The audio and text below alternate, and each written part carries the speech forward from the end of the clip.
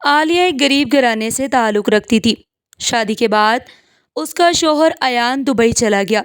سسرالیوں کو گویا ایک نوکرانی مل گئی۔ عالیہ 18 افراد کے لیے کھانا بنا بنا کر بے حال ہو جاتی اور باقی سب افراد اے سی چلا کر مزے سے سوئے رہتے۔ جب 50,000 کا بجلی تو ساس نے ایان سے کہا، تمہاری بیوی تو دن رات اے سی میں رہتی ہے، اب بل کے لیے پیسے بھیجو۔ عالیہ سارا دن کام کاج میں لگی رہتی، یہاں تک کہ اس کا حمل بھی ضائع ہو گیا، لیکن ساس نے الزام لگایا کہ اس نے جان بوجھ کر ابورشن کروایا ہے۔ یہ سن کر ایان کا دماغ گھوم گیا اور وہ اگلے دن بنا بتائے اچانک گھر آ گیا۔ سامنے کا منظر دیکھ اس کے قدموں تلے سے زمین نکل گئی۔ تیز دھوپ میں سرخ جوڑے میں ملبوس عالیہ آسمان سے اتری ہوئی کوئی حور لگ رہی تھی۔ گھونگھٹ اپنے چہرے پر گرائے وہ صبر اور حوصلے سے ایان کا انتظار کر رہی تھی۔ رات کے 2 بج چکے تھے اور تھکن سے اس کا برا حال تھا۔ کمر گویا اکڑ کر تختہ ہو گئی۔ اتنے میں کمرے کا دروازہ ہلکی سی چرچراہٹ کے ساتھ کھلا اور ایان اندر داخل ہوا۔ نئی نویلی دلہن کو بیاہ کر لانے کی خوشی اس کے لہجے سے جھلک رہی تھی۔ وہ قریب آ کر بیٹھ کے اور سلام کیا۔ عالیہ نے دھیرے سے جواب دیا۔ اس کے دل میں ہزاروں وسوسے اور اندیشے لرز رہے تھے۔ وہ بے حد غریب گھرانے کی لڑکی تھی، مگر ایان ایک امیر کبیر خاندان سے تعلق رکھتا تھا۔ نہ جانے کیسے اس کی ماں کو عالیہ بھا گئی۔ شاید اس کی بے مثال خوبصورتی یا پاکیزگی کی وجہ سے پہلی ہی نظر میں ایان کی ماں نے عالیہ کو اپنے بیٹے کے لیے پسند کر لیا۔ بات جلدی طے ہو گئی اور نکاح کے بندھن میں وہ دونوں بندھ گئے۔ آج عالیہ دلہن بن کر ایان کے سامنے بیٹھی تھی۔ ایان مسکراتے ہوئے اس کے ہاتھ میں منہ دکھائی کی انگوٹھی پہنا رہا تھا۔ عالیہ کو یقین نہ آیا کہ قسمت یوں بھی پلٹ سکتی ہے۔ وہ جو کبھی مصنوعی زیور خریدنے کی سکت نہ رکھتی تھی، آج اس کے ہاتھ میں قیمتی ہیرے کی انگوٹھی پہنائی جا رہی تھی۔ عالیہ بس حیرت سے اسے دیکھتی رہ گئی۔ تبھی وہ ایک دم چونک اٹھی۔ ایان کہہ رہا تھا، عالیہ تم میری ماں کی پسند ہو، مگر مجھے یقین ہے کہ تم اپنے اچھے رویے سے جلد ہی میرے دل میں بھی جگہ بنا لو گی۔ میں تمہیں محبت دوں گا اور تمہاری ہر ضرورت کا بخوبی خیال رکھوں گا، مگر اس کے بدلے میں صرف ایک بات چاہتا ہوں، میرے گھر والوں کی خدمت کرنا اور میری ماں کے سامنے کبھی زبان نہ چلانا، ان کی عزت کرنا۔ انہوں نے مجھے بڑی محنت سے پالا ہے۔ عالیہ مسکرا دی۔ بھلا اسے کوئی اعتراض ہو سکتا تھا؟ وہ تو پہلے ان سب کو اپنا مان چکی تھی۔ شادی کے اگلے دن کی خوشگوار صبح ایان عالیہ کے حسن کے گن گاتا رہا۔ عالیہ بھی قسمت کے پلٹنے پر حیران تھی۔ چند دن خوشیوں میں گزر گئے، مگر ایان کا نوکری پر واپس جانے کا وقت آ گیا۔ عالیہ دل ہی دل میں ٹوٹ رہی تھی، مگر اس نے حوصلہ کیا کہ شوہر نہ صحیح، باقی سب تو اپنے ہیں۔ ایان کی ماں کا رویہ بظاہر بہت اچھا تھا، مگر عالیہ کو اکثر محسوس ہوتا کہ جب بھی ایان موجود نہ ہوتا وہ اسے عجیب نظروں سے گھورتی ہے۔ مگر عالیہ نے سوچا کہ شاید یہ اس کا وہم ہے۔ ایان نے وعدوں کے ساتھ دبئی جانے کے لیے رخصتی لی اور عالیہ تنہا رہ گئی، مگر وہ یہ نہیں جانتی تھی کہ اس کی زندگی میں کیسے کڑے امتحان آنے والے ہیں۔ ایان کی بڑی بہن اریبہ کا رشتہ طے ہو رہا تھا۔ آئے روز اس کے ہونے والے سسرالی افراد آتے جاتے رہتے۔ ایک روز صبح عالیہ ابھی اپنے کمرے میں سو رہی تھی کہ زوردار آواز کے ساتھ دروازہ کھلا۔ اٹھ جاؤ بی بی، کب تک سوئی رہو گی؟ سارا دن نیند پوری کرنے کے لیے آئی ہو کیا؟ آج اریبہ کے سسرالی آ رہے ہیں، جا کر ان کے لیے کھانے پینے کا بندوبست کرو۔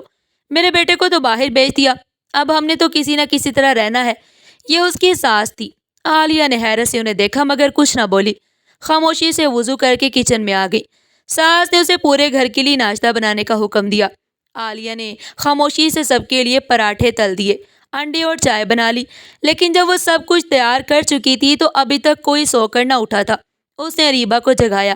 اریبہ نے غصے سے ہاتھ جھٹک دیا اور بولی، بنا دیا ہے تو کیا احسان کیا ہے، اٹھ کر خود ہی کر لیں گے ناشتہ۔ عالیہ شرمندگی سے باہر آ گئی اور ساس کو تلاش کیا۔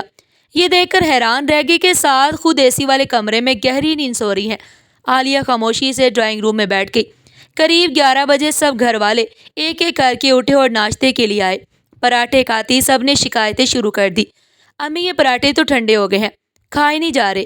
سسر نے کہا، مجھے تو تازہ روٹی چاہیے، باسی روٹی میں نے کبھی کھائی ہی نہیں۔ یوں ایک ایک کر کے سب شور مچانے لگے۔ عالیہ خاموشی سے دوبارہ کچن میں گئی اور ان سب کے لیے الگ الگ تازہ ناشتہ بنانے لگی، مگر کوئی اس کی مدد کو نہ آیا۔ گھر میں عالیہ سمیت کل 18 افراد رہتے تھے۔ ایان کی بڑی بہن اریبہ اپنے 5 بچوں کے ساتھ میکے میں رہتی تھی۔ اس کا شوہر بھی پردیس میں تھا۔ ساتھ ہی چچا چچی اور ان کے بچے اور ساس سسر سب اسی گھر میں تھے۔ تمام کام عالیہ کے ذمہ ڈال دیے گئے۔ کام والی کو بھی ساس نے فارغ کر دیا۔ صبح اذان کے وقت جاگنے سے لے کر رات گئے تک عالیہ کام میں لگی رہتی۔ صفائی، کپڑے دھونا، کھانا پکانا سب کچھ اس کے ذمہ تھا۔ گرمیوں کے دن تھے، وہ چولہے کے سامنے گھنٹوں کھڑی رہتی اور سب کی پسند کے کھانے بناتی، جبکہ باقی سب اے سی والے کمروں میں پڑے مزے کرتے رہتے۔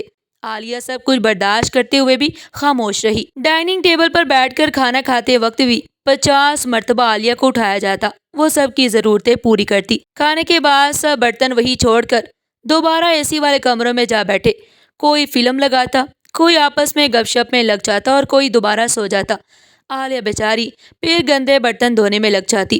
انہی دنوں عالیہ کی طبیعت بری طرح خراب رہنے لگی۔ صبح اٹھتی تو کیسے اس کا برا حال ہوتا۔ کچن میں کام کرتے ہوئے کئی بار اسے الٹیاں ہو جاتی۔ ساس کی جانچتی ہوئی نظروں نے سب کچھ بھانپ لیا، مگر انہوں نے عالیہ کے سامنے ذکر تک نہ کیا۔ ایک دن عالیہ کی ماں اچانک اسے ملنے آئی تو عالیہ نے اپنی طبیعت کے حوالے سے بتایا۔ وہ چونک گئی اور فوراً اسے قریبی لیڈی ڈاکٹر کے پاس لے گئی۔ ڈاکٹر نے معائنہ کیا تو خوشخبری دی کہ عالیہ حاملہ ہے۔ عالیہ تو حیران رہ گئی کہ اتنی بڑی خوشی اس کی زندگی میں آ گئی اور اسے خبر تک نہ ہوئی۔ ڈاکٹر نے سختی سے آرام کرنے اور اچھی غذا لینے کا مشورہ دیا، کیونکہ عالیہ میں خون کی شدید کمی تھی۔ عالیہ کی ماں گھر آ کر اس کی ساس کو یہ خبر سنائی اور کہا کہ بہتر ہے آپ کوئی ملازمہ رکھ لیں تاکہ عالیہ آرام کر سکے۔ ساس نے فوراً خوشی ظاہر کی اور کہنے لگی، ہاں ہاں بہن، یہ تو میری بیٹی جیسی ہے، بھلا میں اسے ایسی حالت میں کیوں کام کرواؤں گی؟ آج ہی کسی ملازمہ کا بندوبست کرتی ہوں۔ یہ سن کر عالیہ کی ماں مطمئن ہو کر چلی گئی، لیکن جیسے ہی عالیہ نے بستر پر لیٹ کر کمر سیدھی کی، ساس آدم کی، عالیہ کچھ مہمان آئے ہیں، اٹھو اور ان کے لیے چائے بنا دو۔ زیادہ لیٹنے کی ضرورت نہیں ہے، اس حالت میں کام کاج کرنا صحت کے لیے اچھا ہوتا ہے۔ میں نے بھی بڑی سسرال میں رہتے ہوئے 10 بچے پیدا کیے ہیں، تم کوئی انوکھا بچہ نہیں پیدا کر رہی کہ بستر سے لگ جاؤ۔ عالیہ حیرت سے انہیں دیکھتی رہ گئی، مگر کچھ نہ بولی اور خاموشی سے اٹھ کر چائے بنانے لگی۔ اس کی حاملہ ہونے کی خبر سے کسی گھر والے پر کوئی اثر نہ ہوا۔ انہیں تو صرف کام کاج کے لیے ایک نوکرانی چاہیے تھی، اسی لیے وہ غریب گھرانے کی لڑکی بیاہ کر لائے تھے۔ عالیہ خراب طبیعت کے باوجود دن رات کام میں لگی رہتی۔ آخرکار اس کی ہمت جواب دینے لگی۔ اس رات جب ایان کا فون آیا تو عالیہ نے کوشش کی کہ اسے اپنی حالت کے بارے میں بتائے، مگر جیسے ہی اس نے یہ کہا کہ اس کی بہنیں کچن میں اس کی کوئی مدد نہیں کرتی، ایان اچانک غصے میں آ گیا اور بولا، میں اتنی دور بیٹھا تم سب کے لیے دن رات کام کر رہا ہوں اور تم ہر وقت چھوٹی چھوٹی گھریلو باتوں پر مجھے پریشان کرتی ہو۔ میری بہنیں آج ہیں، کل کو اپنے گھروں کو رخصت ہو جائیں گی۔ اگر تم تھوڑا سا کام کر لیتی ہو تو اس میں آخر کیا برائی ہے؟ عالیہ یہ سن کر حیران رہ گئی۔ وہ جسے ایان چھوٹا سا کام کہہ رہا تھا، وہ صبح 6 بجے سے رات 12 بجے تک جاری رہتا تھا۔ اسے اندازہ ہو گیا کہ شوہر سے شکایت کرنا فضول ہے۔ ساس اور نندوں کا رویہ روز بروز بدتر ہوتا جا رہا تھا۔ وہ اسے بالکل نوکرانی کی طرح ٹریٹ کرتے۔ عالیہ کو اب سمجھ آ گئی تھی کہ وہ اسے صرف گھر کے کام کاج کے لیے لائے ہیں۔ عالیہ کپڑے دھونے کے لیے مشین لگاتی تو صبح سے شام ہو جاتی۔ ایان کی شادی شدہ بہن اریبہ اپنے بچوں کے چھوٹے چھوٹے کپڑے تک دھلوانے کے لیے عالیہ کو پکڑا دیتی۔ عالیہ کپڑے دھوتے دھوتے نڈھال ہو جاتی، مگر جیسے ہی کام ختم کرتی ساس یاد دلاتی کہ کھانا تو بنا ہی نہیں۔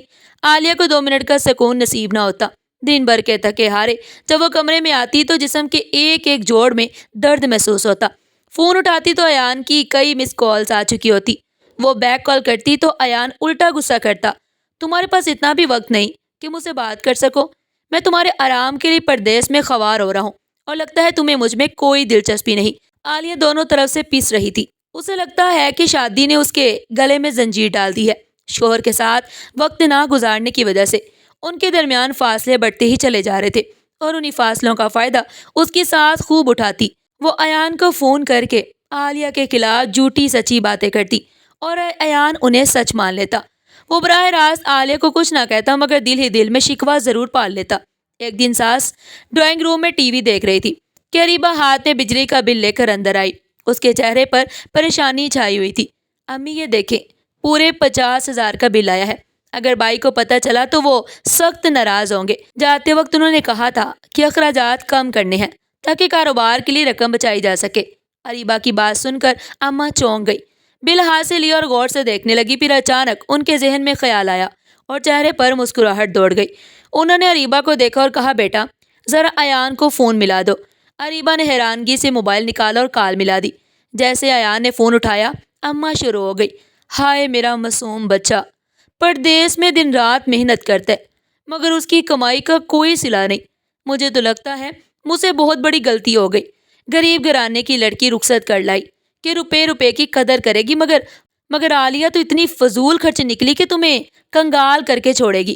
ایان کچھ نہ سمجھ سکا کہ اماں کیا کہہ رہی ہیں۔ اس نے کہا اماں ہوا کیا ہے، بتائیں تو صحیح، عالیہ نے کیا کر لیا؟ اماں نے اریبہ کی طرف دیکھ کر مسکرا کر کہا کرنا کیا ہے، بس سارا دن اے سی چلا کر کمرے میں سوئی رہتی ہے۔ اگر میں کچھ کہتی ہوں تو رونے لگ جاتی ہے کہ میں حاملہ ہوں، مجھ سے کوئی کام نہیں ہوتا اور گرمی زیادہ لگتی ہے۔ اس کی حالت کی وجہ سے میں ابھی زیادہ سختی نہیں کرتی، مگر حقیقت تو یہ ہے بیٹا کہ دن رات اے سی چلانے کی وجہ سے بجلی کا بل 50,000 آ گیا۔ تمہارے ابو کے پاس تو پیسے ہیں نہیں، تمہیں ہی پیسے بیچنے پڑیں گے۔ بل کی رقم سنتے ہی ایان کے 14 طبق روشن ہو گئے، لیکن وہ کیا کر سکتا تھا؟ اس نے ماں کو تسلی دی کہ وہ پیسے بیچ دے گا، مگر اس کے دل میں عالیہ کے خلاف ایک گرہ سی لگ گئی۔ اگلے دن جب صبح گھر میں عالیہ کے سوا تمام افراد سو رہے تھے تو بڑی نند کے سسرال والے آدم کے عالیہ نے جا کے سب کو اٹھایا تو سوجی ہوئی آنکھوں کے ساتھ سب اٹھ تو گئے، لیکن سب کا موڈ خراب تھا۔ اریبہ کے سسرال والے چاہتے تھے کہ انہیں حلوہ پوری کا ناشتہ کروایا جائے۔